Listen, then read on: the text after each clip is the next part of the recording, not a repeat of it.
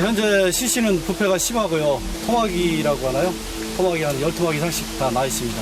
이 계기로 여성들이 함부로 뭐 몸을 놀리거나 하는 일이 없었으면 하고 범행 대상으로 선택한 배경에는 신고가 잘 되지 않는 사람들을 선택해서 범행을 계속 이어갔을 뿐이지 자기가 만든 명분을 지금도 이렇게 편지를 보내면서 주장을 하고 있는 거죠. 부자와 여자가 미웠다. 무려 19명을 살해한 아무런 원한도 없는 부잣집을 돌며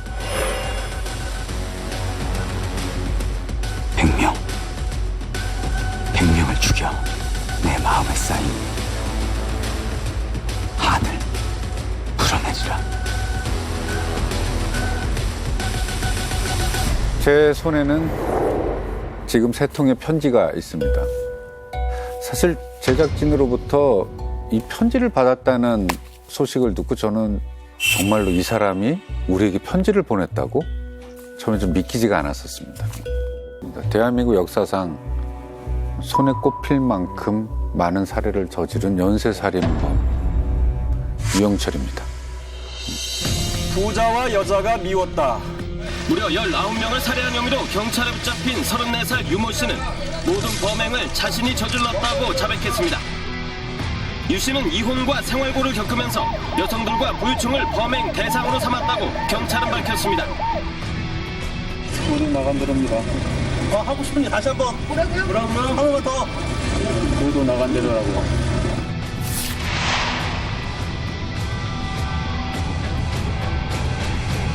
최단 기간의 최다 살인이었습니다. 10달 동안 20명이기 때문에 히데오 살인마라고 불려지는 게 맞고요. 아마 형이 확정된 이후에 이 사람이 이렇게 자세하게 자신의 이야기를 구체적으로 이렇게 들려준 거는 아마 모든 언론사를 통틀어서 저희가 처음일 것 같습니다. 네. 약간 이게 딱 느낌이 이상해요. 이게 손글씨 이게 자를 대고 써도 좀 이렇게 삐뚤어지기 마련인데 각이 다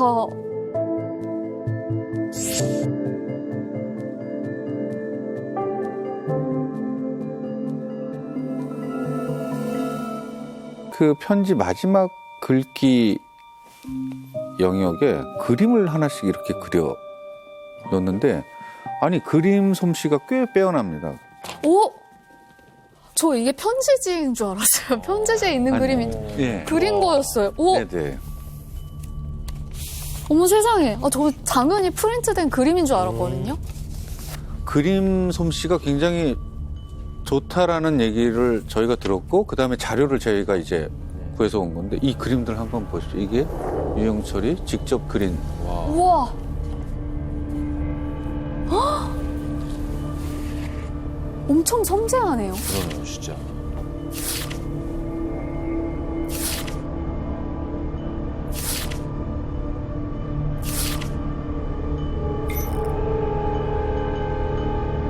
자, 이 그림들의 공통점이 뭐가 있을까요? 만화, 특정 만화인 것 같은데요. 자, 보고 그린 것 같기도 하고. 여러분, 이 그림들의 공통점은요, 흑백이라는 겁니다. 여기에서 색깔이 나타났어요. 저는 이게 지금 어떤 의미가 있는지를 대충 짐작은 합니다. 지금 유영철은요, 몇 가지 색을 구분하지 못하는 장애를 갖고 있습니다. 그래서 그림을 그렸을 때 자기가 거기에 적절하지 않는 색을 입혔을 때 남들이 자신을 무시하는 것에 대해서 굉장히 예민한 이런 감정을 갖고 있거든요. 그래서 모든 그림에 사실 색이 없어요. 그런데 지금 여기는 저도 이번에 편지를 받은 내용을 보면서 정말 놀라운 것이 이미 자신을 어떻게 지금 평가받고자 이런 것들을 전혀 모르는 제작진에게 자신은 전혀 지금 자신의 과거를 전부 숨겨버리는 최소한의 노력을 하고 있다 이렇게 생각을 합니다. 변함이 없습니다. 이 자신을 포장하고 사람들한테 좋은 어떤 이미지를 주기 위해서 과거를 지워버리는 이런 행동들. 색깔이 들어있는 것. 처음 봤습니다.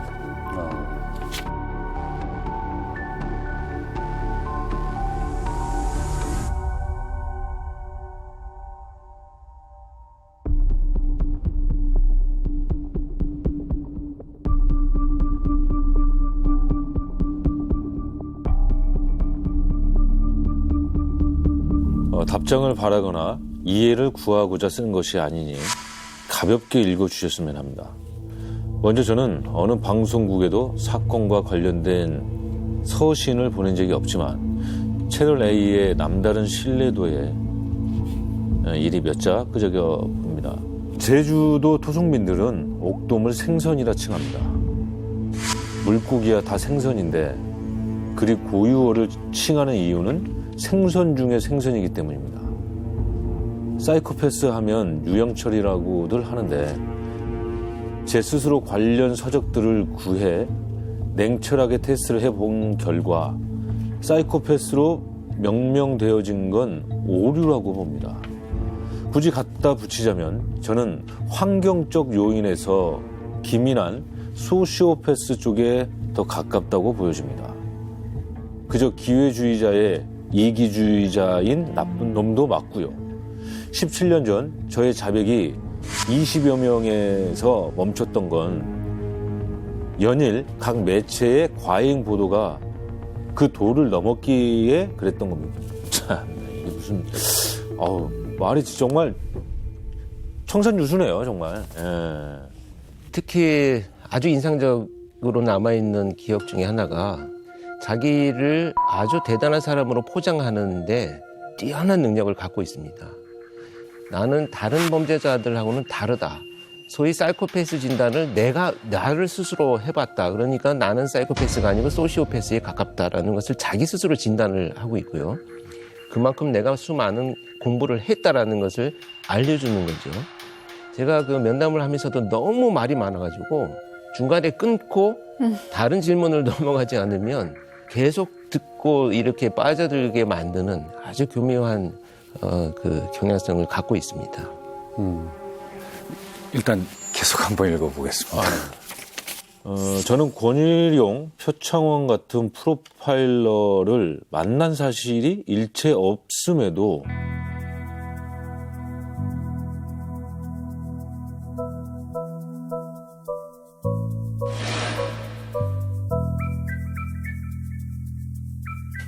그들은 저를 만나 많은 얘기를 나눴다 하고 그 내용이 사실처럼 여러 매체에 반복 재생도. 이게 무슨 말입니까, 교수님? 교수님? 교수님, 이게 무슨 일이에요? 이 사건을 다 직접 하셨다고 하지 않으셨어요? 자, 여러분들은 이렇게 사이코패스의 말 한마디에 속아 넘어가는 장면을 보고 계십니다. 아무렇지도 않게 거짓말을 하는 이 한마디를 여러분들이 이미 의구심을 가졌잖아요. 네. 그게 바로 사이코패스들이 순간적으로 상대방을 조종하고 통제하는 수법입니다. 그래서 제가 고민했어요. 이 문구를 보고 경찰청에 지금 만나서 기록이 되어 있고 보고서가 되어 있고 법무부에도 제가 직접 가서 면접한 시간들이 다 기록이 되어 있잖아요. 제가 또 면담을 하면서 기록했던 노트를 지금도 갖고 있습니다. 2004년 9월 4일에 면담을 했는데 과연 그렇다면 내가 그 귀신을 만난 건가? 아무 맥락 없이 이런 거짓말 그냥 하는 거예요? 그렇죠. 아니 금방 들통날 건데 이렇게 이런 말을 할까 말까 고민했어요. 왜냐하면 자기가 안 만났다고 하면 제가 뭐라고 이렇게 소명을 할 거 아니에요? 이게 바로 조종하는 겁니다. 뭔가 심부름시키거나 일을 시키거나 말을 하게 만드는 수법이죠. 그래서 이 말씀을 드리는 이유는 이렇게 속고 이렇게 반응을 하게 만드는 자들이 사이코패스들입니다. 이 한 세 문장 안에 굉장히 많은 이자의 통제력이 들어있죠. 무섭네요, 진짜. 와. 정말 저는 이 프로파일러가 되어가지고 처음 연쇄 사건에 투입된 사건이 이 유영철 사건이고, 제가 그 수사 기록과 또 제가 직접 나눈 대화를 팩트를 가지고 여러분들한테 설명을 좀 드려보겠습니다. 자, 유영철의 사건, 그 속에 숨겨진 이야기를 실제 본인이 보낸 이 편지를 통해서 속속들이 좀 더 파헤쳐 보겠습니다. 학교에서 배운 대로 가난하고 힘이 없어도 사회의 번듯한 구성원이 될 수 있을 거라 믿었습니다. 그런데 막상 현실을 접하자 모두 가진 자들의 장난질이라는 것도 알아버린 겁니다.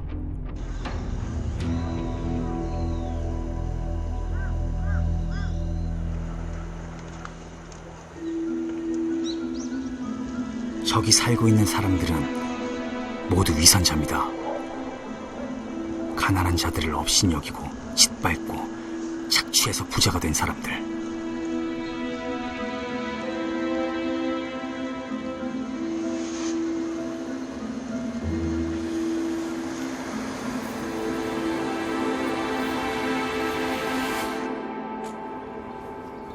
내가 정의의 심판을 내릴 곳은 바로 이 집입니다.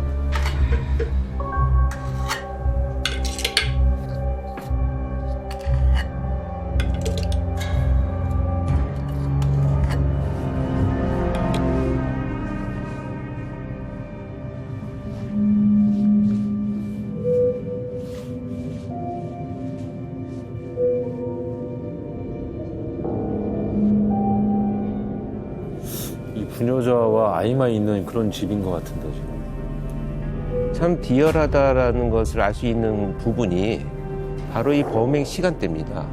그래서 오전 11시부터 오후 2시 사이에 남자들이 다 출근을 하는 이후의 시간이죠.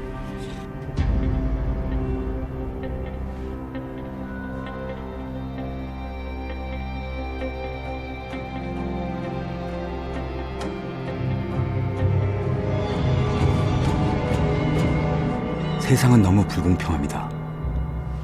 누군 부자로 태어나 가난한 자들을 업신여기며 살고 누군 가난하게 태어나 비참한 삶을 살아야 하다니 정말 참을 수가 없습니다.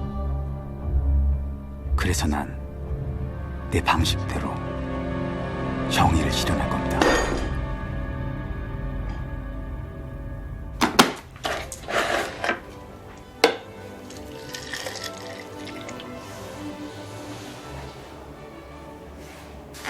단 한 번의 공격이면 충분합니다. 이것이 내가 이들에게 베푸는 최대한의 배려입니다.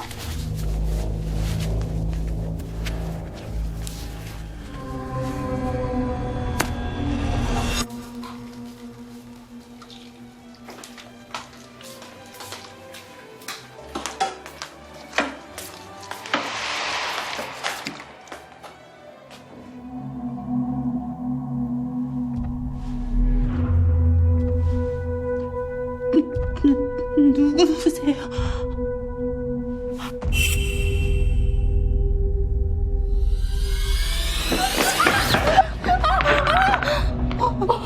조용히. 상대가 누구인지는 그리 중요하지 않습니다.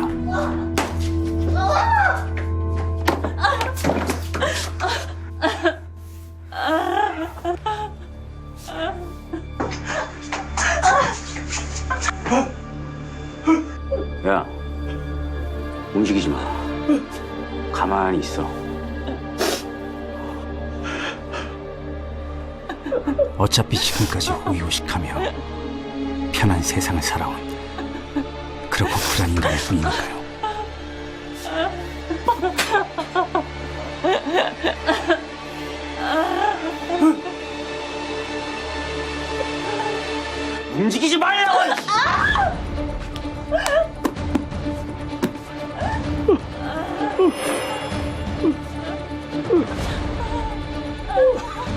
가만히 있으라니까. 망치로 머리를 때렸어. 고통 없이 보내주겠다고 하는데 왜 의미 없는 반응을 하는 건지.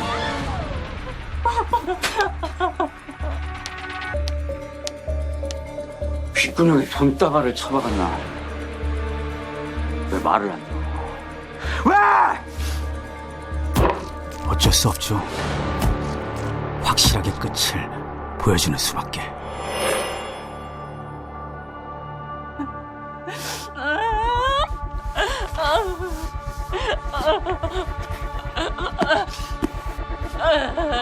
살려주세요. 제발 살려주세요. 가만히 있으라고 했잖아. 아, 설마 아이는 지금 이 장면은 그 4번째 침입을 한 집의 사건을 지금 보고 계시는 거고요. 저 여성분은 그 집의 가사도우미로 일하는 분이었습니다.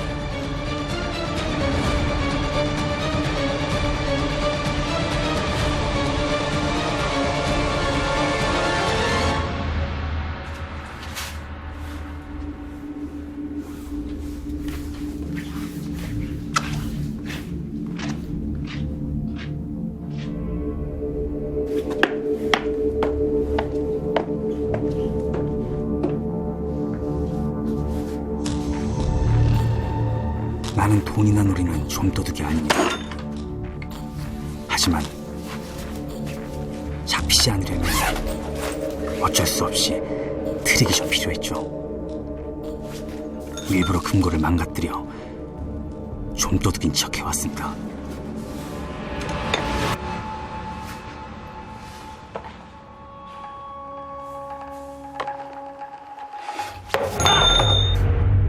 아이씨.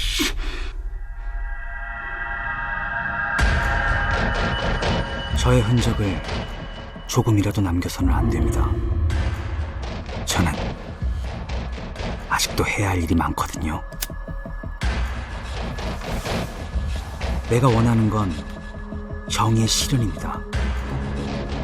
가난한 자들을 업신여기는 부자들을 각성시키기 위해 심판하고 처벌하는 나는 정의의 사도니까요. 범행 중에 손에서 피가 나서 그 피가 이제 자기의 흔적이 남는 거잖아요. 그래서 집에 불을 질렀다고 합니다. 그렇죠. 방화는 이 사건, 4번째 사건이 이제 유일합니다. 도우미 분께서 분유를 타고 계셨고 실제로 아기도 집안에 함께 있었는데 그 아기는 혹시 어떻게 됐나요? 그 다행히 이제 화재 신고를 받고 출동한 경찰하고 소방에 의해서 아기는 구출이 됐습니다. 그런데 그 아이를 그냥 두고 간 건 아니고요. 이불을 잔뜩 덮어 놔가지고 만약에 발견을 하지 못했으면 그대로 아마 사망했을 아주 위험한 상황에서 구조가 됐죠. 내 목적에 이 아이는 없어. 이 메시지는 아닌. 네네. 실제 유영철은 이 사건을 저지르기 전에 미성년자를 강간한 사건하고 또 공무원 자격 사칭으로 교도소에 수감 중이다가 2003년 9월에 출소를 하게 됩니다. 근데 출소 2주 만에 첫 번째 사건이 신사동 주택에 침입을 해서 대학 교수 노 부부를 둔기로 살해해서 첫 번째 사건을 저지르게 됩니다. 강남구 신사동의 고급주택에서 70대 노 교수 부부가 둔기에 맞아 숨졌습니다. 서울 구기동 61살 고모 씨 집에서 일가족 3명이 숨진 채 발견돼 경찰이 수사에 들어갔습니다. 삼성동 고급주택에서 60대 노인 피살. 해화동 고급주택에서 80대 노인과 파출부 피살.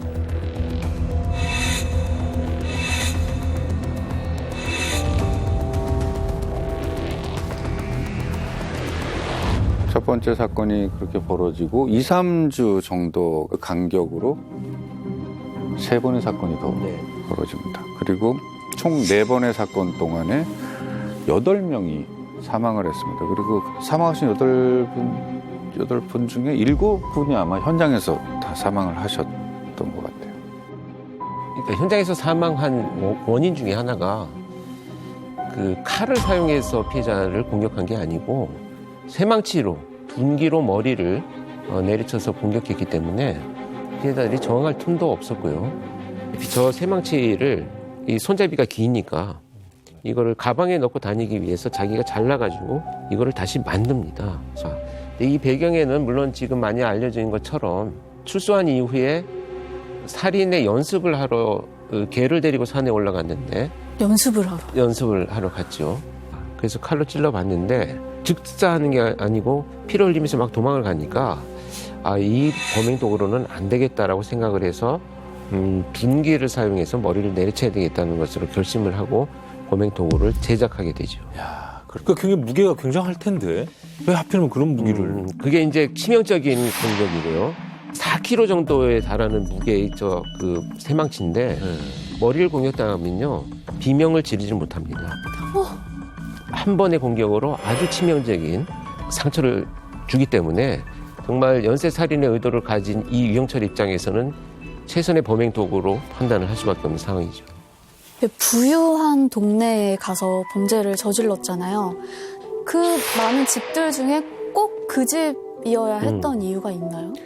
제가 현장을 다니면서 다른 집들과 비교를 해봤을 때 밤에 가려서 들어가기가 쉽다든지 또는 보안장치가 없다든지 이렇게 자기가 침입하기 쉽고 범행하기 쉬운 대상을 선택한 것뿐이지 뭐 부자들에 대한 혐오는 그냥 핑계에 불과하지 않나 이렇게 생각을 합니다.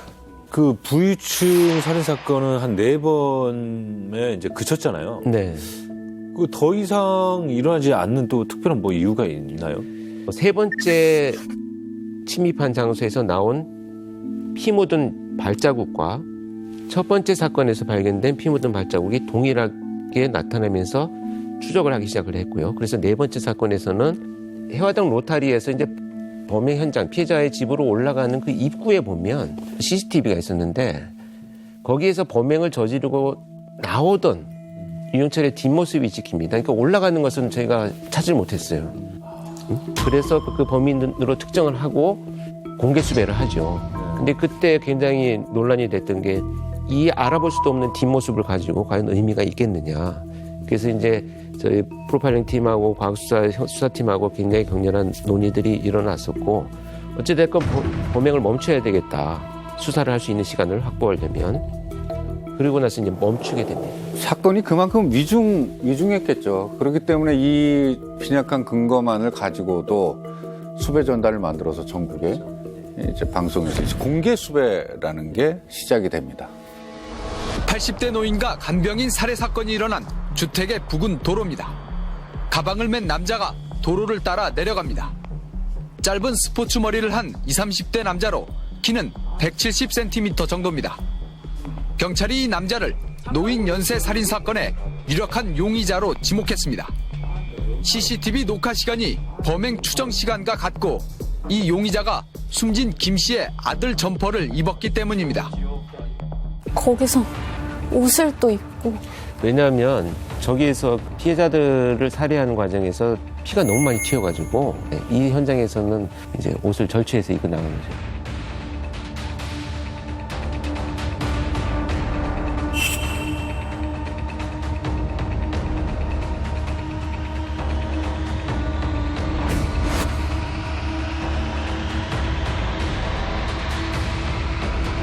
영상이 지금 얼굴이 나온 것도 아니고 뒷모습밖에 안 나왔는데 뭐 족적이 나왔다고 해도 같은 신발을 신고 있는 사람들이 전국에 뭐 한두 명이 아닐 텐데 그 정도로 저런 잔혹한 그 유형의 인간이 범행을 멈췄을까가 조금 납득이 좀 안 되긴 하네요.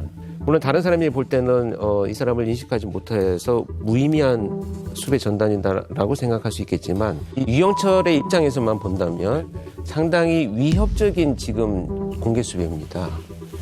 내가 어딘가에 가서 나도 모르게 내 얼굴이 찍힐 수도 있다라고 하는 나름대로의 어떤 그 두려움이 형성될 수 있는 수배의 상황이죠. 그러니까 범행을 멈췄던 이유가 그냥 저 뒷모습 찍혀서 공개적으로 수배가 시작되니까 그냥 잠깐 멈춘 거네요.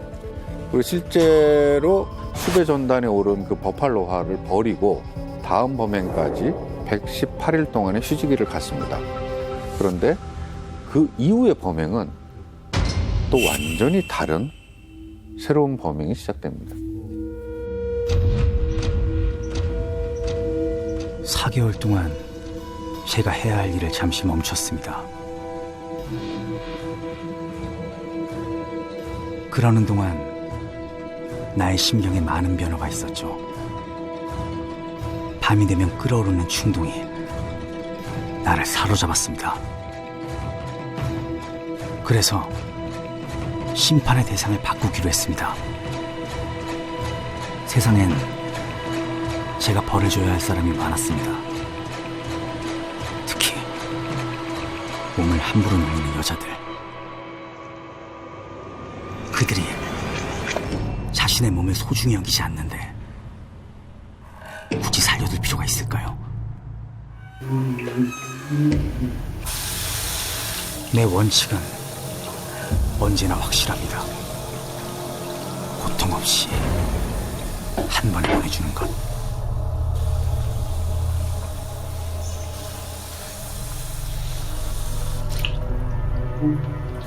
살아있다 해도 찾는 이 하나 없고 이 세상에 살아있을 이유가 전혀 없는 여자들, 그들에게 내가 자비를 베풀 겁니다.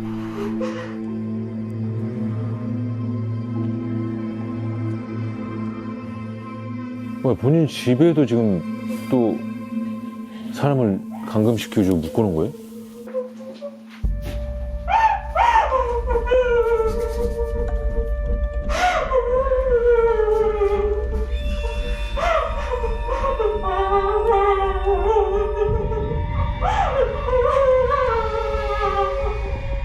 살고 싶어? 왜? 네가 왜 살아야 되는데? 움직이면 진짜 아프다.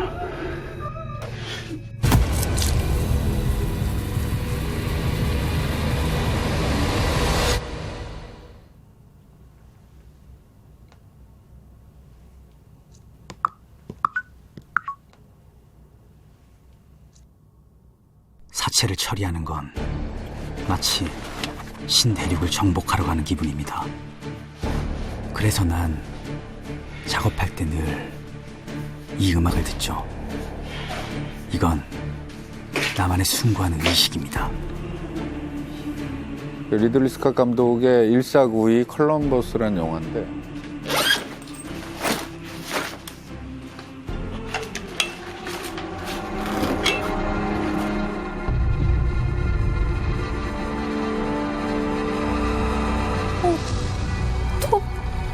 톱으로 뭘 하려고.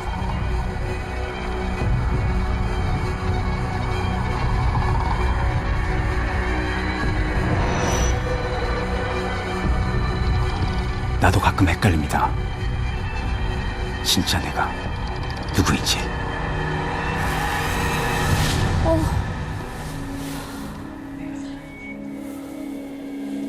지금 여자를 계속 화장실로 데리고 오는 거잖아요. 그렇죠. 이제 집으로 유인을 해서 욕실로 보내서 씻게 만들고 그 안에서 범행을 저지릅니다. 나중에 제가 그 면담할 때 그 욕실이 갖고 있는 의미는 뭐냐라고 질문을 했더니 그 욕실로 들어가는 그 이제 문지방, 문턱이 그야말로 내가 삶과 죽음을 결정하는 경계선이다. 이렇게 오만한, 자기가 마치 사람들의 삶과 죽음을 결정하는 것처럼 그런 표현으로 이야기를 했었어요. 몇 달 뒤부터 벌어진 유영철의 그 다음번 사례들은 자신의 집으로 흔히 얘기하는 출장 안마업소의 사람들을 불러서 자기 집 안에서 살해를 하게 됩니다.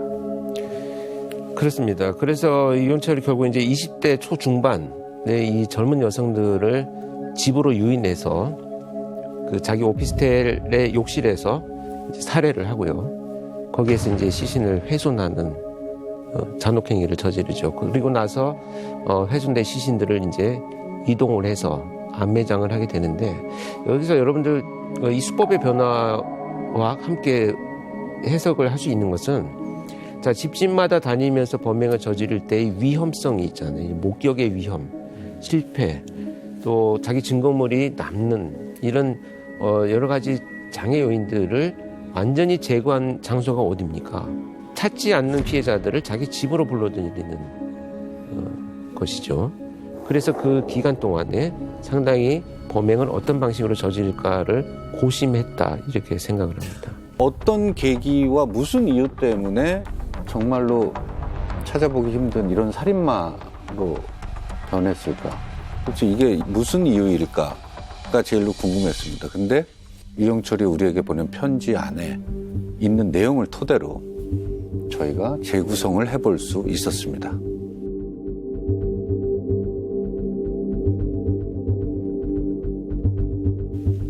왜 이런 끔찍한 범행을 시작하게 됐죠? 인간은 여자도 남자도 모두가 연기자라지만 연민이 배신으로 돌아오는 것도 어느 정도지. 목 같은 인생. 마지막까지 제 편은 없더군요. 그게 무슨 말입니까? 당신 편 들어주는 사람이 없어서 살인을 시작했다. 저는 애까지 낳고 살던 여자에게선 버림을 당했으며 마지막 동거녀에게선 제대로 농락까지 당했습니다. 그러면 사람을 죽여도 된다? 살인의 당위성 따위 없습니다. 다만 평범한 사회 시스템에 속하지 못했던 저의 삶의 방식은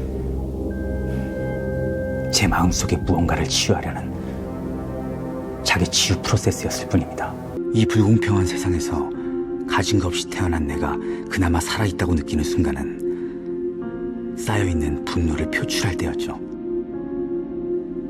나는 나의 분노를 정당하게 그리고 정의롭게 세상에 터뜨리기로 결심했습니다.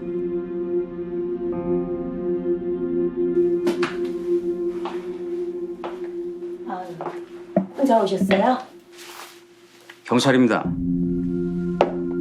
여기 미성년자 도움 있으신다고. 정의와 원칙을 어기는 사람은 너무 많았고 나는 그들의 잘못을 바로잡아주는 거죠. 아, 경찰 사칭도 했었어요. 네. 저 갈치를 통해서 생계를 유지해 왔어요. 갈치요? 저렇게 해서 네. 돈을 받은 거예요? 이제 업주한테 그렇죠. 이제 돈을 협박하고 위협하고.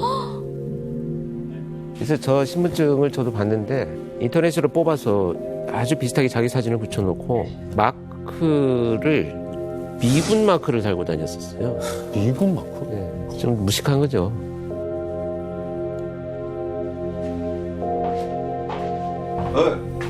뭐야? 어? 당신 누구야? 어? 아, 제가 잘못 찾아왔나 보네요. 많이 파세요. 너 진짜 경찰 맞아? 어? 어이, 거기 전화 한번 해봐 거기. 112죠? 저 여기 경찰 사칭하는 사람 때문에 신고 좀 하려고 그러는데요. 빨리 좀 와주세요.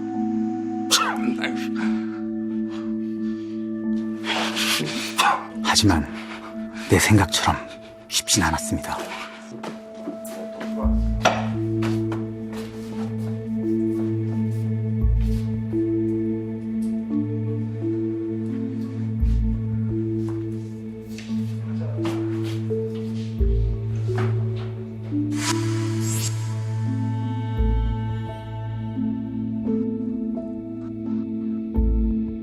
나는 또다시 교도소 생활을 하게 됐고 이 일로 아내가 나를 배신했습니다.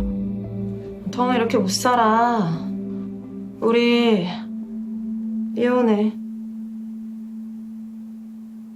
아니, 너 지금 그게 무슨 소리야? 여보, 이러지 마. 우리 아들, 애비 없는 아들 만들 수는 없잖아. 아니, 차라리 그게 나아. 전과자 아들 만드는 것보단.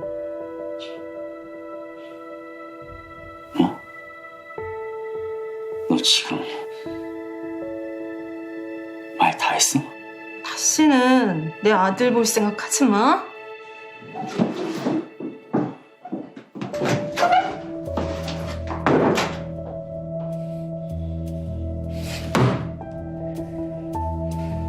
별것도 아닌 게 감히 나를 배신해? 피가 거꾸로 솟는 기분이었죠.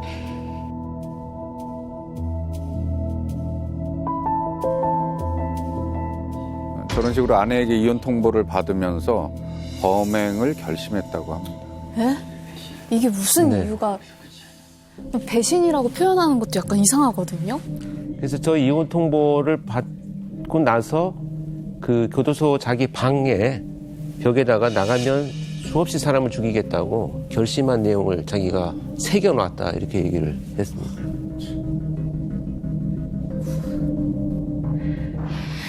그런데 여자들의 배신은 여기서 끝이 아니었습니다. 사기꾼 새끼. 뭐 하자는 거야 지금? 애 딸린 이혼남매. 전과자 주제에 뭐? 나랑 결혼을 해? 기 막혀서 진짜. 네가 네 입으로 그랬잖아. 넌 내 거라고. 그땐 사기꾼인지 몰랐을 때고.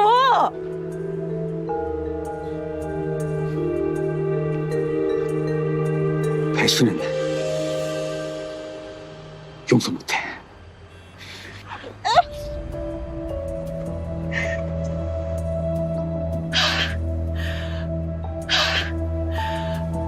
나랑 그렇게 하고 싶니? 해줄게. 그럼 돈 내.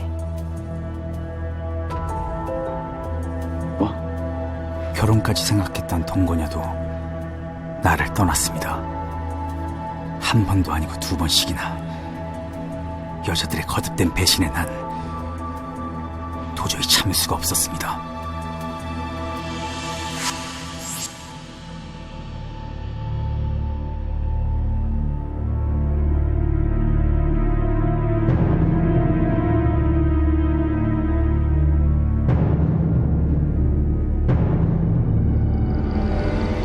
감춘 건 본인인데 왜 상대한테 배신했다고 자꾸. 이게 나중에 만난 이 동거녀였었는데요. 사실 때 굉장히 충격이 컸던 것 같아요. 그 자기가 살해한 여성들 중에 유난히 좀 심하게 피해자를 훼손한 여성이 있었는데 왜 그 여성만 그렇게 유난히 더 심했느냐라고 물어봤더니 자신을 저렇게 배신한 그 동거녀와 이름이 같아서 너무 화가 났었다 이렇게 이야기를 합니다. 그런데 언제부턴가 살인을 하지 않은 날에는 잠을 잘 수가 없었죠.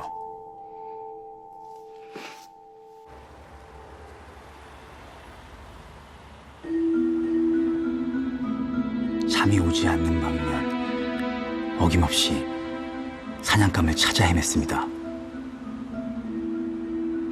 시간이 지날수록 점점 더 사냥에 집착하게 됐고 어떻게든 먹이를 잡기 위해 혈안이 됐죠. 만만한 상대를 고르는 안목도 점점 높아졌습니다.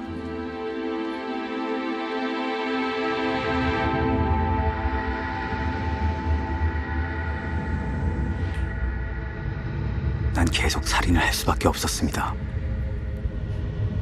나의 편안한 숙면을 위해서, 내가 살아있기 위해서.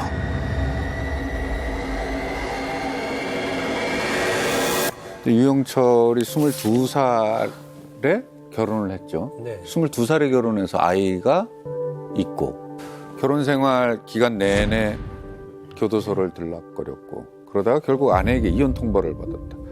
손 한 번 못 써보고 자기는 이혼을 당했다. 버림을 받았고 내 아이의 양육권까지 아내가 가져가게 됐다. 지금 드라마에서 봤던 그 여자에 대한 첫 번째 증오심이 이 과정이죠. 그래서 그 문제 때문에 이제 상당히 충격을 많이 받아가지고 뭐 대인기피 증상까지 보였다라고 이제 그 같이 있던 당시의 수감자들이 증언을 하기도 했습니다. 아내 입장에서는 또 양육을 해야 되는데 아이가 있는데 아빠가 그런 범죄를 자꾸 저지르니까 이혼할 만한 사유가 충분히 된다고 생각하고 그런 전과가 있다는 걸 숨겼으니까 사실은 숨긴 게 먼저 잘못인 건데 전 자꾸 배신이라고 표현하는 것도 좀 되게 알 수가 없었거든요. 게다가 뭐 계속 감옥에 왔다 갔다 하니까 돈도 잘 벌지 못했을 거고. 그 당시에 이제 면담을 할 때 가장 살인을 저지르는 너의 범행 동기가 촉발된 지점이 어딘가를 찾아보자라고 했더니 그 이혼 통보를 받았을 때인데 그 순간부터 면회를 끝나고 들어와서 내 방에 벽에다가 1000명을 살해하겠다라고 그 결심을 하기 위해서 거기다가 새겨놓았다. 이렇게 주장을 했었습니다. 나를 상처 준 그 여자에 대한 복수심이 아니라 갑자기 여기서 내가 사람을 몇 명을 죽여버릴 거야. 이게 저는 너무 이해하기가 어렵거든요. 이게 진짜 그 이유가 맞는 거예요? 한마디로 정의를 하자면 이유는 동기가 아니고요. 촉발 요인이라고 봐야 됩니다. 그래서 기존에 이 유영철이 갖고 있던 살인에 대한 어떤 계속 만들어져 왔던 환상이나 이런 것들이 그 상황으로 인해서 불이 붙은 거죠. 점화된 트리거가 되는 거죠. 아무튼 유영철은 아내에게 이혼 통보를 받고 교도소 내에서 살인을 결심합니다. 살인을 결심하고 실제로 출소해서 이제 처음에 이제 부유층을 연쇄적으로 살인하는 사건을 저지릅니다. 당시 진술 내용이 판결문에 나와 있거든요. 피고인의 범죄 행각에 염증을 느낀 아내로부터 2000년 12월 24일 재판상 이혼을 당하는 것은 물론 그 이혼 소송에서 깊은 애정을 쏟아오던 아들에 대한 양육권마저 빼앗기고 아내에 대한 배신감과 피고인 스스로에 대한 극도의 자괴감으로 아내와 아들을 살해하려는 마음까지 품었다가 그들 대신 다른 사람들을 살해하기로 마음먹고 무차별 살해 결의를 다지면서 교회 부근에 사는 부유층들을 골라 잔인하게 살해하여 교회 부근에 살아도 신의 보호를 받지 못한다는 것을 널리 알리고. 지금 판결문에 나와 있듯이 유영철이 교회 근처에 사는 부유층을 살해하면서도 그 의미를 신의 도움을 받을 수 없다라는 메시지로 본인은 그렇게 생각을 한 거잖아요. 네. 그게 왜냐하면 이제 그 절도범죄로 체포가 되었을 때 제가 간절히 기도를 했다고 합니다. 내가 이번 사건만 처벌받지 않고 나간다면 새로운 삶을 살겠다. 라고 좀 제발 용서해달라고 신에게 간절히 기도를 했는데 결국 처벌을 당연히 받죠. 그래서 신에 대한 분노가 생겼다. 저도 사실 두 번째, 세 번째 이 사건이 발생했을 때 현장에 투입이 돼서 가보면 정말 큰 교회들이 옆에 있긴 했었습니다.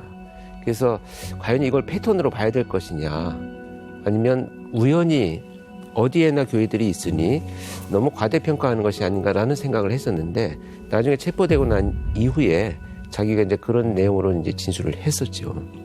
그래서 의도적으로 좀 장소를 골랐다 이렇게 얘기를 하고 있습니다. 근데 처음에는 이제 범행 대상을 전 부인과 이제 아들로 특정을 하기는 했었었네요. 네. 전처 같은 경우에는 그렇게 자기가 사람들을 잔혹하게 살해했으면서도 끔찍하게 생각하는 자기 아들을 양육해야 되는 사람. 이런 아주 그 자기중심적이고 이기적인 사고를 갖고 있는 거죠. 그래서 이 대상이 전치된다고 하는데요. 원래 공격해야 될 사람을 공격하지 못하고 다른 사람을 공격해서 화풀이를 대신하는 이런 심리적인 특징을 갖고 있습니다. 그러니까 이 근원적 이유를 찾아가면 그런데 나는 아내에게 이혼을 통보받았다. 버림을 받았다. 왜냐? 나는 가난해서. 나는 차별당했다. 이 사회가 문제야. 날 가난하게 만든 이 사회가 문제. 그러니까 이 사회에 대한 복수를 해야 돼. 그래서 나는 부유층이 나를 이렇게 만든 원한이 되는. 약간 본인을 좀 영웅처럼 생각하면서 마치 위인전에 나오는 비운의 주인공 같은 그런 프레임을 계속 씌우는 것 같아요. 껍질을. 굉장히 중요한 말씀을 하셨습니다. 실제로도 경제적으로 굉장히 어려운 상황이에요. 이제 유영철이 70년생인데 3남 1녀 중에 셋째로 태어났는데요. 이제 그 쌍둥이 여동생이 있고요. 네, 쌍둥이 여동생이 있습니다. 가정 형편이 어려운 집안에서 자랐고 뭐 아버지의 학대도 좀 있었다고는 합니다. 또 하나 덧붙이면 유영철의 아버지는 외도로 재혼을 했다고 합니다. 네. 예, 그래서 그 흔히 얘기하는 계모가 어린 시절부터 유영철과 유영철의 쌍둥이 동생에 대해서 좀 많이 폭력을 행사했다고 해요. 사실 이런 얘기는 유영철을 만나서 대화를 나눈 권 교수님 같은 분이 프로파일 그 결과 안에서 얘기를 해주셔야 되는데 저희는 의외로 유영철의 편지에서 직접 그런 내용을 보았습니다. 범죄 심리에는 폭력과 학대의 숙주인 저항 감정을 먹고 자라며 최소한 제 경우에는 그렇습니다. 적법성 위에 있는 게 도덕성입니다. 한 범죄자의 이력이 아무리 쓰레기 같다 해도 최소한의 보호는 받아야 한다는 얘기입니다. 그가 어떤 가정 환경에서 살았는지 어떤 성장 과정을 거쳤는지도 모르고 일괄 쓰레기 분류하듯이 처리해버립니다. 어떤 사람이든 학대받은 환경에선 악해질 수밖에 없는 겁니다. 자신이 학대받았다고 느끼는 이들은 자존감 훼손에 대한 투쟁을 하다가 그도 안 되면 사회에 나가 자신들의 방식인 범죄로 표출해버리기에 그 악순환은 계속해서 되풀이되고 있습니다. 그러니까 자기가 계속 그 가정 폭력이나 이런 학대를 받아서 자기가 악해졌고 가정 환경이 범죄를 일으키게 만든 원인이다. 이걸 좀 또 주장하고 있네요. 그러니까 모든 원인이 이제 뭐 어딘가 다른 곳에 있다라는 것으로 자기를 포장하기 시작을 하는 건데요. 면담을 하면서도 들었던 그 어린 시절의 폭력적인 상황이 아주 매우 심각하거나 어떤 범주에서 크게 벗어나지는 않았습니다. 아니 가난하고 어려운 환경에서 살았다고 해서 다들 살인자가 되는 건 아니잖아요. 그렇죠. 이런 성장 배경이 그런 잔혹한 범죄의 이유가 절대 될 수 없다고 생각을 하는데 본인 스스로가 본인이 저질러 놓은 사건에 대한 해석을 이렇게 해버리면 아니 더 큰 모욕을 받는 건 그와 비슷한 환경에서 자랐지만 훌륭하게 사회 구성원의 한 사람으로서 이 사회에서 너무나도 든든한 그들까지 왜 이렇게 그렇죠. 같이 이렇게 판단이 돼야 되는 거지. 이거는 너무 기분이 나빠지는 거죠. 특히 그 이 쌍둥이 이 여동생은 같은 환경에서 자랐지만 굉장히 어떤 범죄와 관련 없는 삶을 살고 있거든요. 그렇다라고 한다면 본인이 그냥 변명하고 합리화시키는 것에 불과하다. 저는 이렇게밖에 볼 수가 없습니다. 부유층에 관한 4번의 살해 사건 그리고 약 118일 정도의 휴지기를 갔습니다.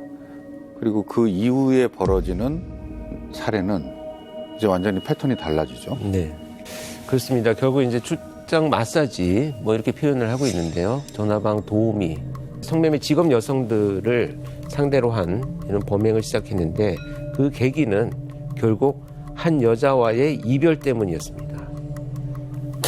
또 여자 문제예요. 아주 그냥 사랑꾼이네. 아니 그 사랑 때문에 사람을 20명을 죽인다는 게 이게 도대체. 승현 씨가 그 판결문에 그 내용이 있는데 한번 읽어봐 주시겠어요? 2003년 12월 11일경 전화방을 이용하여 만나게 된 A씨와 지속적인 관계를 맺으면서 잠시 심리적인 안정을 가졌으나 A씨가 2004년 1월 21일경 서대문 경찰서에서 피고인을 상대로 절도 사건의 조사가 진행될 때 피고인의 과거 범죄 전력 등을 알게 되었을 뿐만 아니라 그동안 피고인으로부터 들었던 그의 직업, 학력, 가족관계에 관한 내용들이 거짓말이었음이 드러나면서 피고인을 신뢰할 수 없는 사람으로 판단하게 되었고 A씨가 다른 남자와 만났던 것에 대하여 심한 말다툼을 한 후 A씨가 성관계를 맺으려면 선불을 달라고 요구하였던 이유로 이에 격분하여 A씨를 살해하고 싶었으나 살해하게 되면 곧바로 범인으로 검거될 가능성이 높아 A씨를 죽이는 것을 포기하는 대신 전화방이나 출장 마사지에서 일하는 여성들을 유인한 뒤 살해하여 A씨로부터 당한 배신감을 보상받기로 마음. 그럴듯한 핑계를 일단은 대고 있는 거죠. 본인이 거짓말한 게 잘못됐다는 생각은 네. 진짜 추호도 없고 그렇습니다. 너가 나를 떠났어. 여기에만 그냥 집중이 되어 있는 게 저는 뭐 문자를 뭐 엄청 보내고 이사까지 다니게 할 정도로 집착을 보이면은 본인만 이해가 안 되고 모두가 이해하는 상황인데 지금. 그러니까 헤어진 과정만 봐도 폭행에 스토커에 그렇죠. 집착에 헤어질 수밖에 없는 모든 조건을 다 갖추고 있는데 지금도. 아무튼 그 과정에서 피해자는 본인이었습니다. 그리고 본인이 상처를 입었고 상처를 해소하려면은 복수 혹은 증오를 풀어야 되는데 왜 죄 없는 다른 사람이 선택돼야 되는지. 이 직업군의 여성들을 범행 대상으로 선택한 배경에는 가족들과 연락을 끊고 사는 분들, 그러니까 실종이 되더라도 사실 바로 신고가 되지 않는 대상을 선택한 부분이 상당 부분 존재한다라고 생각을 합니다. 결국에는 살인을 그냥 즐긴 것밖에 되지 않지 않습니까? 그렇죠. 부유층으로 할 때는 부유층이라고 하는 명분을 또 만들어서 결국은 노인들을 살해한 것이고. 그가 갖다 붙인 명분이잖아요. 이유잖아요. 그럼 사실 이런 거 그냥 원래 없었고 없어진 걸 찾기 힘든 사람들을 상대로 범행을 저지른 다음에 내가 이런 걸 갖다 붙여야지? 그러니까 이러지는 않았을까 그렇죠. 하는 생각도 드네요. 그게 이제 지금 유영철을 향해서 우리가 지금 걸어가는 그 길목에 가장 중요한 말씀입니다. 왜냐하면 사회정의를 위해서 부자를 다 살해해야 된다라고 하는 전혀 뭐 연관성도 없는 얘기를 주장을 하지만 실제 범행을 저지른 대상을 보면 공격하기 쉬운, 그러니까 범행하기 쉬운 대상을 선정해서 범행을 저지른 것이고 이제는 신고가 잘 되지 않는 사람들을 선택해서 범행을 계속 이어갔을 뿐이지 그 중간중간에 자기가 만든 명분을 계속 지금도 이렇게 편지를 보내면서 주장을 하고 있는 거죠. 정말 변함이 없다 이런 생각이 듭니다. 사실 검거 당시에 그 짧은 인터뷰에서도 그 부분이 너무 느껴졌습니다. 그런 말을 할 도저히 진짜 상상을 못했는데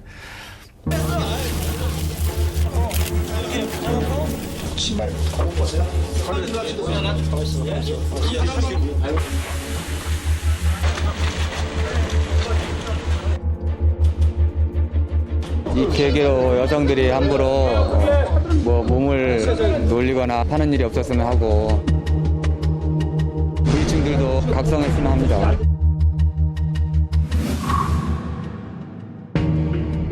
볼 때마다 화가 나는 장면이네요. 좀 어이가 없네요. 저는 공통되게 나타나는 특징 중에 하나가 모든 문제의 원인이 외부에 있다라고 생각하는 특징을 말씀드리고 싶습니다. 이걸 이제 심리학적 방어 기제에서 보면 투사라고 하거든요. 모든 문제의 원인을 상대방한테 있다라고 투사하는 이 그 방어 기제를 가장 많이 사용을 하는 자들입니다. 무려 11명의 여자들이 따라 들어가서 참혹하게 희생된 그곳. 유영철의 집에서는 대체 어떤 끔찍한 일들이 벌어진 걸까요?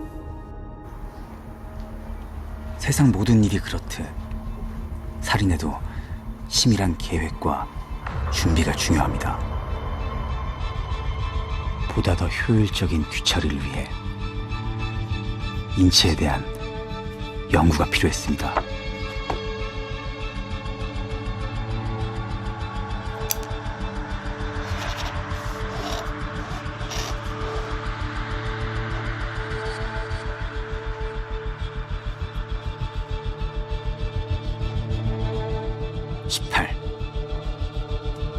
나의 행운의 숫자이기도 한 18은 가장 완벽하고 효율적인 숫자입니다. 지금 시신 훼손을 잘하려고 해부학까지 공부를 하고 있네. 그러니까 약간 복수, 분노보다는 좀 즐거움이 느껴지는. 그러니까 무슨 게임을 하듯이 즐기고 있네. 그러니까 본인의 엑스레이를 찍어서 그 엑스레이 사진을 보면서 어느 부분을 해야지 잘 될 수 있는지를 지금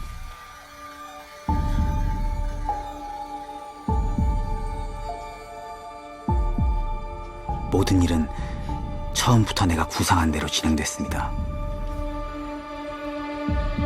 세세한 준비물 하나도 놓치지 않았고요.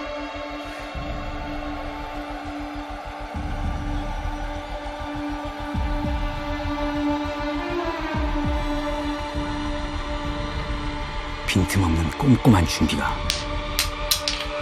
작업의 완성도를 높이기 마련이죠.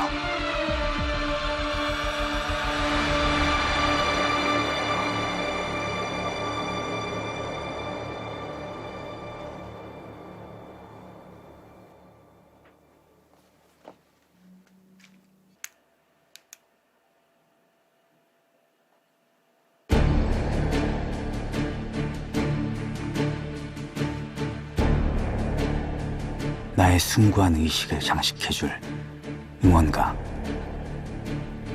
미지의 세계를 내가 가장 먼저 접목할 겁니다.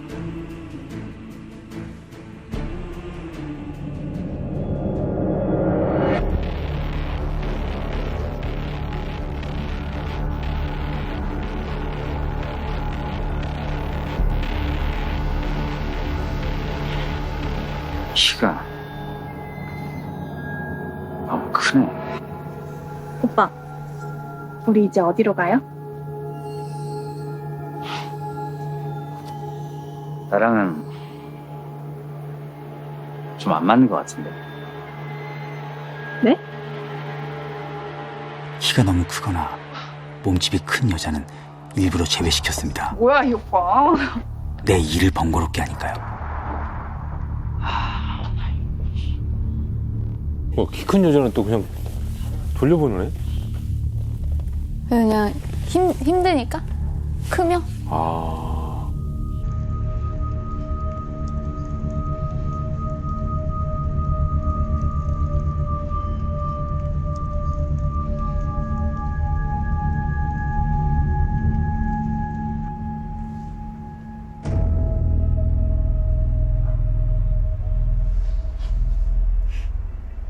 적당한 키에 아담한 몸매. 드디어 내가 찾던 먹잇감을 찾았습니다. 혹시 전화하신 분?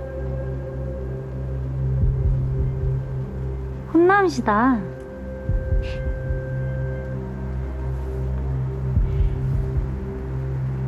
경찰입니다. 뭐야, 이 오빠. 뮬라킹이 집중 단속 나왔습니다. 같이 가시죠. 저 일한 지 얼마 안 됐어요. 한 번만 봐주시면 안 돼요? 가중처벌 받기 전에 같이 가시죠.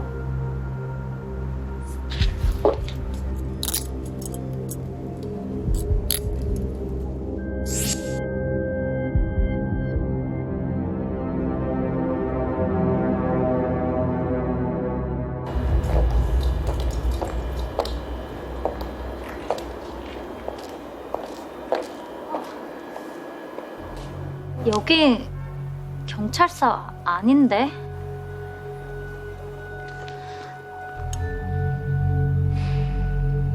우리 집이에요. 내 말 잘 들으면 봐줄 수도 있는데. 오빠, 저 원하시는 거 다 해줄게요. 이것만 좀 풀어주시면 안 돼요?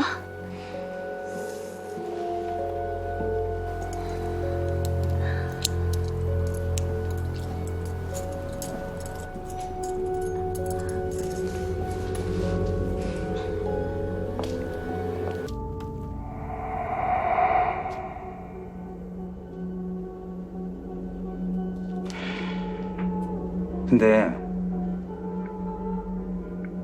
이런 일 하는 거 힘들지 않아요? 이런 일? 이런 일이 어떤 일인데요?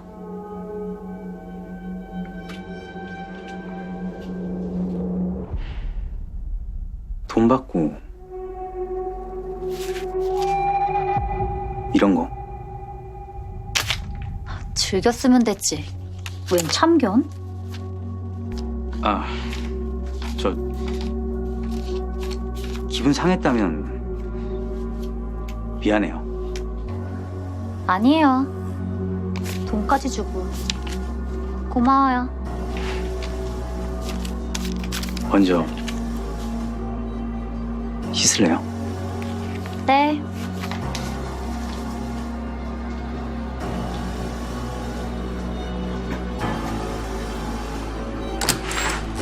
그녀가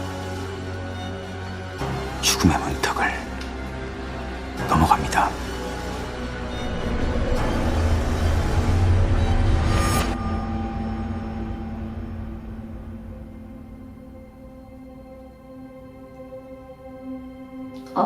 이게 무슨 냄새야? 저건 또 뭐야?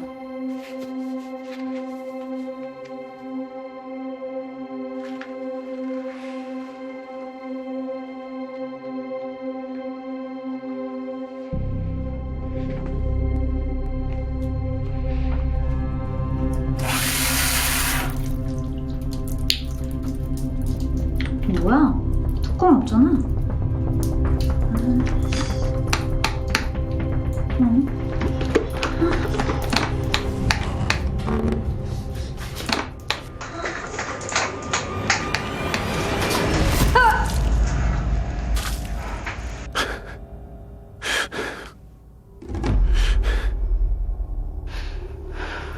인간 본성의 끝은 어디인가?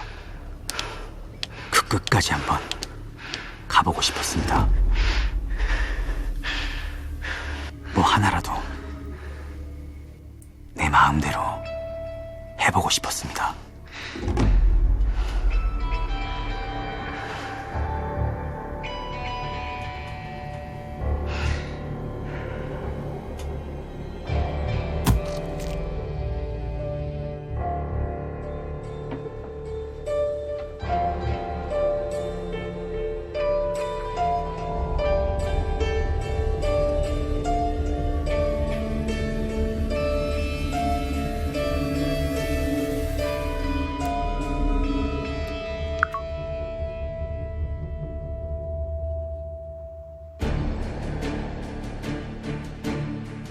이 일을 할 때는 온 신경을 집중해야 합니다.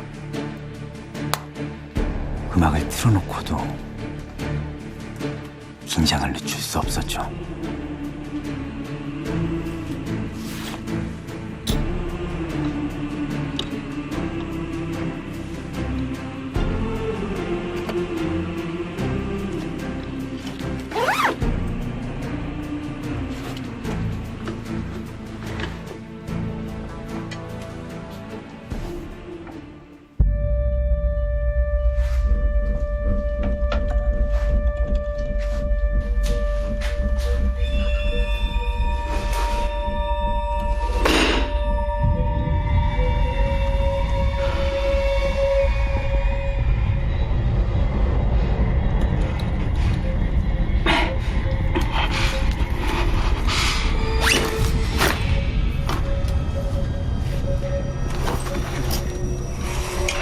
파괴의 유혹은 강렬했습니다. 나도 모르게 녹취되어 카타르시스가 느껴졌습니다. 내 몸속에는 광적인 피가 흐르고 있는 것 같습니다.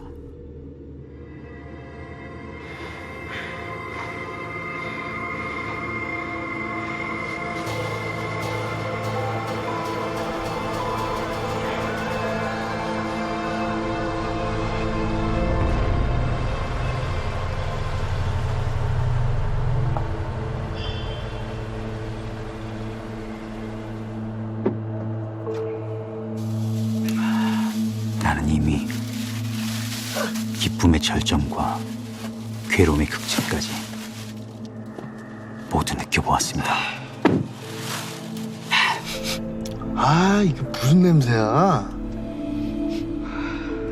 예? 아, 이거요?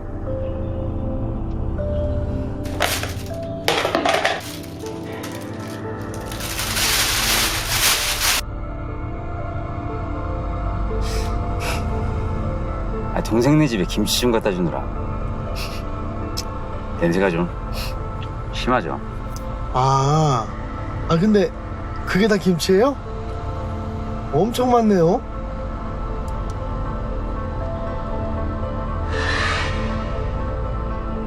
동생이 식당 하나 보다. 그쵸?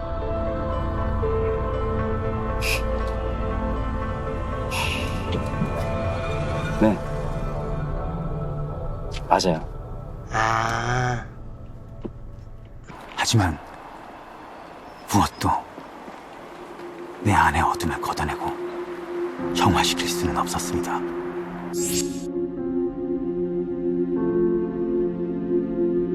또 그 시신을 들고 택시를 타면 기사들이 의심할까봐 뭐 동생 갖다 줄 음식이다. 또 그 이 밤늦은 시간에 봉원사 쪽으로 가는 것이 또 의심받을까봐 뭐 절에 음식을 갖다 주러 간다. 이런 식으로 이제 그 택시 기사들을 속여서 이동을 하게 되죠.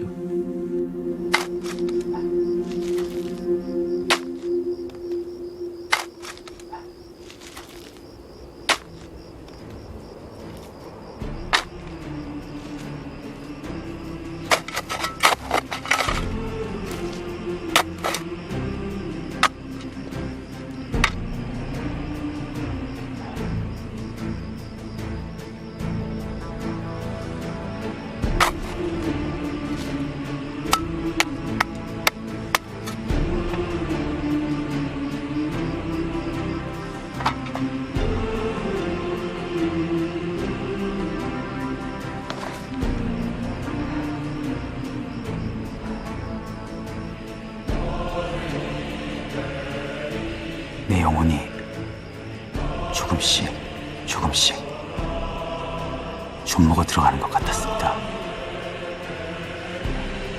그럼에도 나는 멈출 수 없었습니다.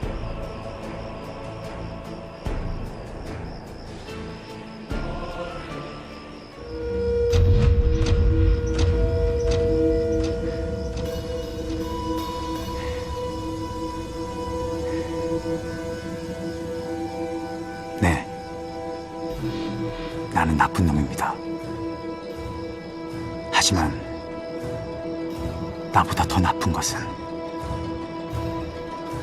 나를 이렇게 만든 이 지긋지긋한 사회입니다. 나는 하루하루 더 괴물이 될 수밖에 없었습니다. 같은 곳을 또 파지 않기 위해서 표시를 해둔 겁니다. 정말 이런 것이 살인의 추억이구나.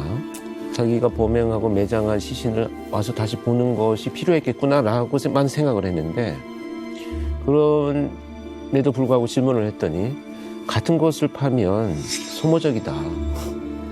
이런 말을 들으면서 저는 정말 이자의 어떤 그 자기중심적인 어떤 이 삶의 방식들, 이것이 전형적으로 드러나는 부분이구나 이렇게 판단을 했었죠. 그럼 일단 유영철의 집으로 네. 들어간 다음에 해머로 시작이 되기 때문에 뭐 피해자는 도망이라든지 뭐 다른 걸 생각할 시간이 전혀 없었겠네요.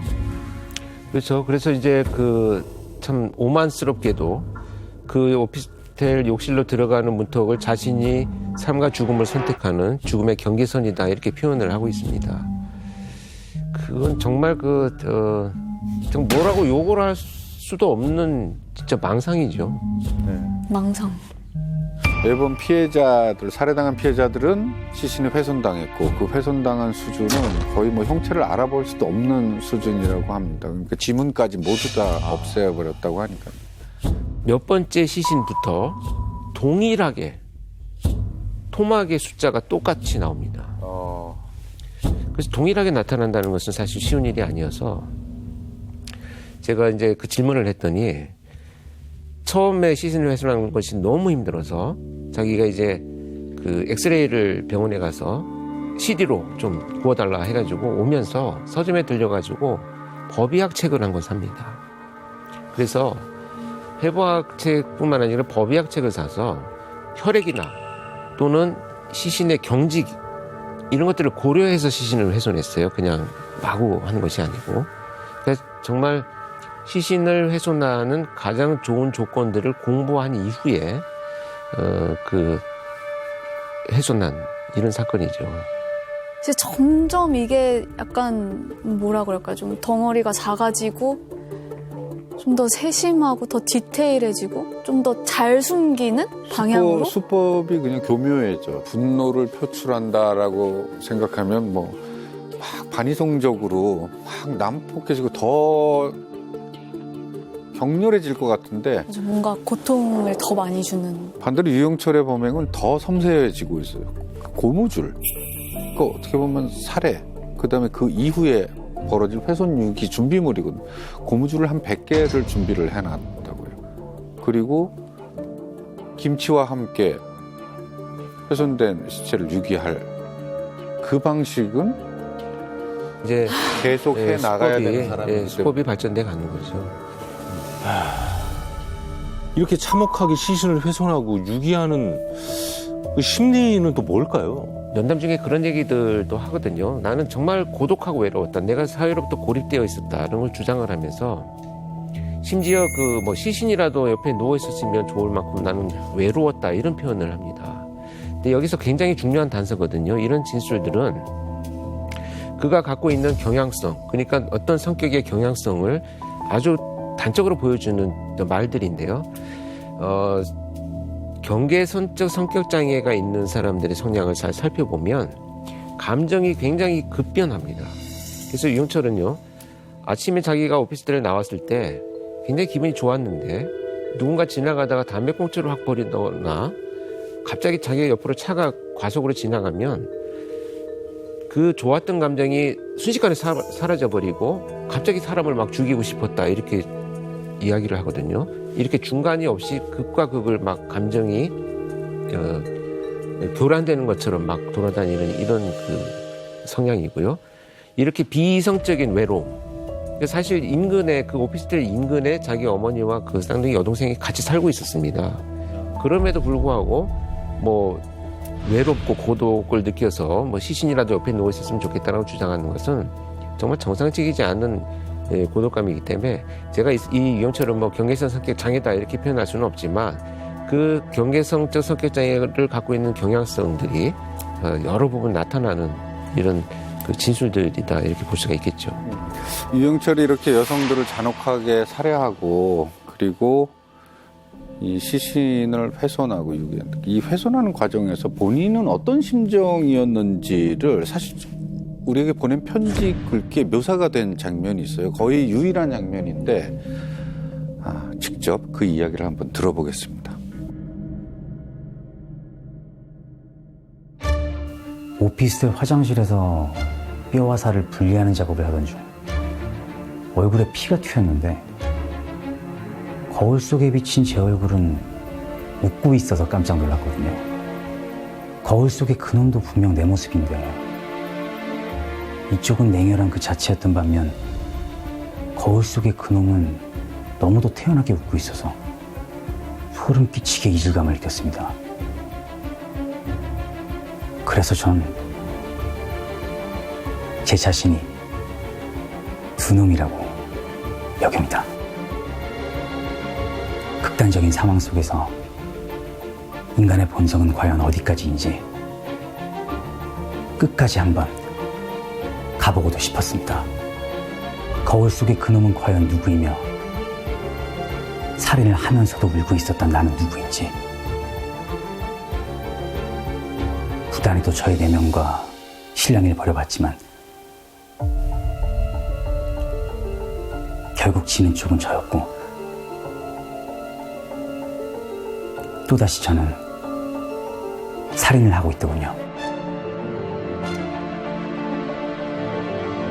변함이 없네요. 지금 편지에서도 이 말을 똑같이 반복을 합니다. 그럼 마지막까지 내 안에 또 다른 사람이 있다라는 것으로 끝내는 거죠. 자신의 행위를. 유영철이 보낸 편지에 이런 문장도 있습니다. 한 번은 운전 중에 비가 와서 와이퍼를 켰는데 역차선에 있는 차들을 보고서야 비가 오는 게 아니라는 걸 알았습니다. 바로 제가 울고 있었던 겁니다. 드디어 저에게도 살인에 의한 후유증이 나타났다 생각했고 너무 바보 같고 비참해서 입술에서 피가 날 정도로 제 얼굴을 때린 적도 있습니다. 그 이후론 시도 때도 없이 울고 다니거나 지독한 악몽을 수없이 꾸면서도 슬픈 살인은 멈추지 않았으니 미친놈 그 자체였던 거죠. 그러니까 진짜 이게 말이 뭐 이렇게 진실성이 전혀 느껴지지 않고 마치 굉장히 뭔가 막 꾸며진 시나리오의 어떤 한 부분을 보는 듯한 그런 느낌이에요. 뭐 말도 안 되는 어떤 빗물이 내리는지 내가 눈물을 흘리는지 모르겠다라는 이런 그 앞뒤 전후 맥락도 없는 글들을 쓰면서 살인을 이어간 그런 자죠. 그의 어떤 그런 말도 안 되는 궤변이 전혀 설득력이 없고 힘이 없다는 걸 왜 본인만 모르고 계속 이런 헛소리를 하는지. 근데 이 엄청난 연쇄살인 사건을 저지른 유영철이 결국에 그의 범죄가 드러나게 되는 거는 놀랍게도 그의 자백 때문이었다고. 아, 자백이요? 네. 내막을 보면요. 2004년 7월 달에 유영철은 이제 납치 의심 용의자로 체포가 됩니다. 이게 왜냐하면 유영철과 통화를 했던 피해 여성들이 실종이 되니까 납치해서 여성들을 다른 곳으로 보낸 납치 의심 용의자로 일단 체포가 되죠. 이렇게 해서 업소 관계자가 이제 경찰에 신고를 하고 잠복 중에 있던 경찰이 이제 같이 협동으로 체포를 하게 되죠. 전화로 아가씨를 보내면 애들이 일을 갔다가 오지라는 거예요. 집에 무슨 일이 있어요. 한 3개월 정도 일을 못 할 것 같아요. 그리고 나서 애들이 이제 연락이 안 되는 거죠. 통화가 아예 안 되고 그래가지고 의심을 했죠. 그래갖고 이거는 납치다 생각하고 제보를 하게 된 거죠. 검거 당시에 유영철은 2개의 핸드폰을 가지고 있었다고 합니다. 첫 번째 전화기가 본인 거, 근데 뒷번호가 1818이었대요. 그러니까요. 다른 하나는 이제 뒷자리가 5843인 전화기였는데 이게 바로 실종된 그 여성의 핸드폰이었답니다. 근데 이제 유영철은 아닙니다. 이거 그냥 누가 떨어뜨린 거 제가 그냥 주웠습니다. 이렇게 그 당시에는 핑계를 댔었죠. 경찰 입장에서도 굉장히 난감하죠. 근데 여기서 뜻밖의 말을 꺼냅니다. 지금에 따라서 유영철이라는 걸 나왔지만은 그 당시는 아무것도 모르는 거 아니에요. 단지 납치 의심 용의자 뿐이었어요. 물어보지도 않는데 제가 그러는 거야. 야, 여기 있는 사람 너 내가 다 특진시켜줄게 그러는 거야. 유영철이가. 뭐? 그랬더니 야, 다 내가 특진시킨다고 손을 딱 얹고 이렇게 야, 뭐로 특진시켜? 그랬더니 야, 내가 사람을 죽였다. 처음에는 뭐? 네가 사람을 죽여? 그래? 몇 명 죽였냐? 야, 내가 27명이 죽였다. 그래서 생각해보니까 저게 뭐가 있으니까 그 말을 했지 근거 없으면 얘기를 안 하잖아. 너 현장 그릴 수 있어? 그랬더니 그린데. 근데 그렸어. 구기동 사건을 그린 거야. 구기동 사건을.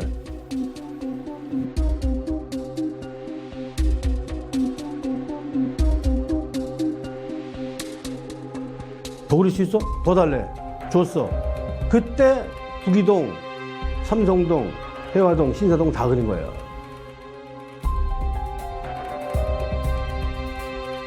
똑같아. 유영철이가 그린 구기동 사건이 그 현장하고 똑같은 거야. 이 사진은 실제 그 유영철이가 당시 조사 당시에 그린 그 실내 침입한 집의 내부 구조로 그린 거예요. 저렇게 디테일하게. 아니 증거가 없으니까 그냥 풀려났을 수도 있는 상황인데 왜 굳이 자기가 저런 자백을 한 거예요?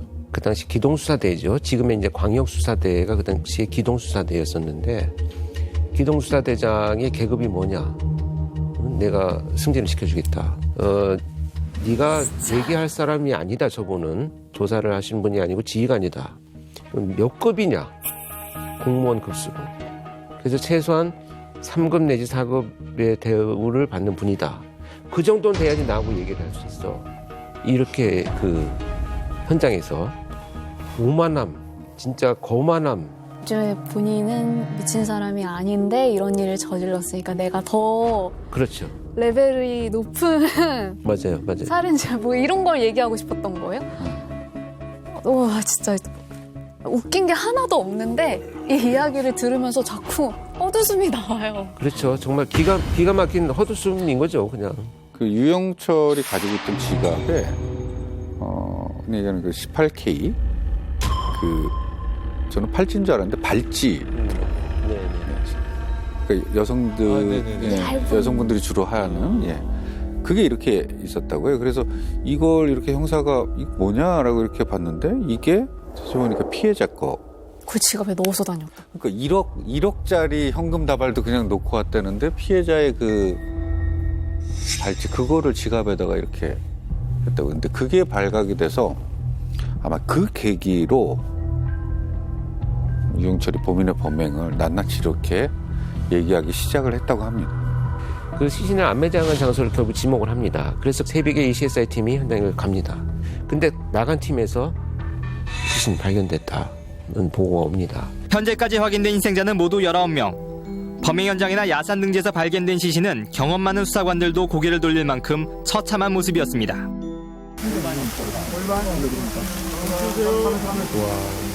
현재 시신은 부패가 심하고요. 그다음에 이제 토막이라고 하나요? 토막이 한 10토막 이상씩 다 나 있습니다. 왜 그랬는지 한마디만 하시죠. 지금 심정이 어때요? 이 계기로 여성들이 함부로 뭐 몸을 놀리거나 하는 일이 없었으면 하고. 아, 저건 진짜 다시 들어도 열받네. 정말 뻔뻔스럽네, 정말. 이게 사람을 죽이고 할 소리예요, 저게. 그 유영철 검거하는 과정에서 경찰들 입장에서 굉장히 난감한 일도 있었다고 들었습니다. 그렇습니다. 이거 참 경찰이 그래서 저렇게 중요한 범인을 체포를 해놓고 당시에 조사하는 과정에서 유영철이 도주를 했어요. 아니, 자백을 해놓고 도망은 왜? 지금 그 도주를 하는 순간에는 경찰에게는 지금 본인 입으로 얘기한 27명을 살해한 범인이 지금 도주한 거잖아요. 아니 근데 물어보지도 않았는데 스스로 자백을 다 해놓고 이제 와서 다시 도주를 한 건 또 무슨 경우인지 모르겠네요. 이 자백이라고 하는 것이 죄책감을 표현한다든지 정말 이 범죄를 멈추고자 하는 의도가 있는 것이 아니다라는 것을 여기서 이제 우리가 충분히 알 수 있는 거죠. 증거가 나와서 추궁을 받고 처벌받을 것에 대한 어떤 그 자신에 대한 이 두려움들은 갖고 있었다는 얘기가 되겠습니다. 자, 같은 시각에 다른 형사들은 유영철의 주거지이자 연쇄살인이 벌어졌던 현장이죠. 유영철의 오피스텔을 찾았습니다. 네. 자, 저렇게 이제 유영철의 집 안 오피스텔을 보면 정말 약간 강박적으로 보일 정도로 이제 꼼꼼하게 정리가 되고 깔끔하게 잘 치워져 있었고요. 도주했을 때도 이미 이제 범행 도구를 이제 은폐하고 난 이후에 도주한 것으로 판단을 했습니다. 왜냐하면 범행에 사용된 이 한마죠, 쇠망치를 현장에서 발견하지 못하고요. 인근을 수색하던 과정에서 경찰이 찾아냅니다. 그래서 화장실에는 물론 이제 치우지 못한 범행의 흔적들로 가득 남아 있었고요. 말씀드린 대로 틈바구니에 남아 있는 혈흔들. 그래서 그 혈흔을 확인하기 위해서 이제 불을 전부 끈 다음에 루미너로 뿌려봤더니 정말 파란색으로 이 굉장히 많은 혈흔 반응들이 나타나는 것을 볼 수가 있었죠.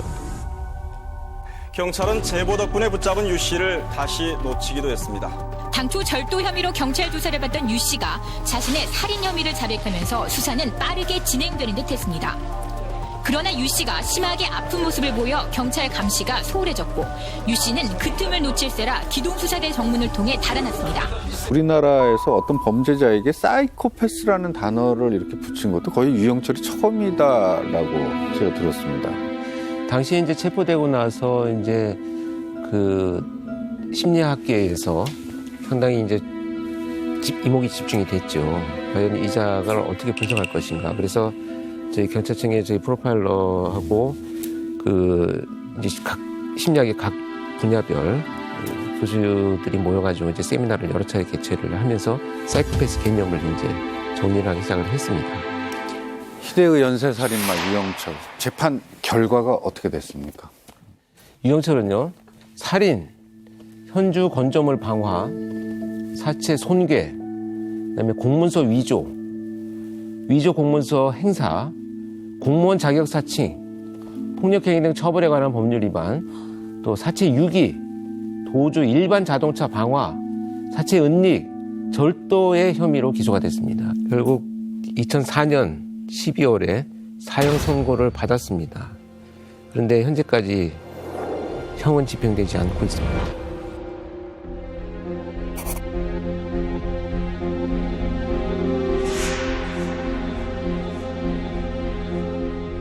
이미 법의 심판은 다 나왔고 그리고 세상에서는 이제 사라져도 될 만한 이야기, 더 이상은 끄집어내지 않아도 될 이야기다라고도 생각이 들었습니다, 참. 그리고 그 사건을 다시 한번 되짚어보면서 또 한 번 소름 돋는 공포는 그의 이런 편지를 받고 이 오랫동안 감옥에 있으면서도 그는 아직도 이런 생각을 하고 있다라는 생각을 드는 순간 그가 만약에 그날 신촌에서 잡히지 않았다면 지금 우리와 똑같이 살면서 그의 범행은 과연 멈췄을까? 아니면 얼마나 더 많은 희생이 따랐을까? 이 생각이 지금도 멈추지 않는 이상, 그리고 그렇다면 2022년 지금 유영철의 그 다음 희생자는 과연 누가 됐을까? 유영철에게 살해당한 20명의 피해자 중에 아직도 신원조차 밝혀지지 않은 사람들이 있고 또 그 유가족 중에는 그 고통을 못 참아서 스스로 목숨을 끊은 일도 있었다고 합니다.